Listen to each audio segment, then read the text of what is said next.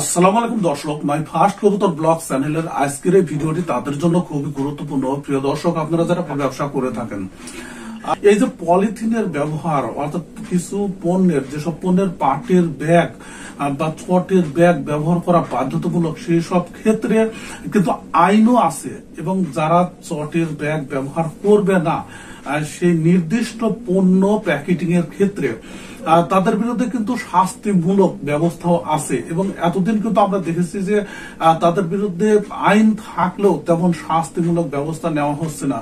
প্রিয় দর্শক, এই সভায় বস্ত্র পাটমন্ত্রী কিন্তু বলেছেন যে ঈদের পরে, অর্থাৎ সামনে যে ঈদ আছে, ঈদের আগে খুব বেশি কঠোর হচ্ছেন না, তবে ঈদের পরে সরকার কিন্তু কঠোর হচ্ছেন এই পাটের ব্যাগ ব্যবহার করতে বা করতে বাধ্য করতে। প্রিয় দর্শক, তাই ঈদের পরে থেকে আপনি যদি ব্যবসা বাণিজ্য করে থাকেন এবং সেখানে যদি পলিথিন ব্যবহার করে থাকেন, প্লাস্টিকের ব্যাগ ব্যবহার করে থাকেন, এবং কোন কোন পণ্যে পাটের ব্যাগ ব্যবহার বাধ্যতামূলক সেটি অবশ্যই আপনার জানা আছে। এবং যদি না জানা থাকে, মাই ফার্স্ট কবুতর ব্লগ চ্যানেলটি কিন্তু ভিডিওর মাধ্যমে সেটি আপনাদের জানিয়ে দেবে।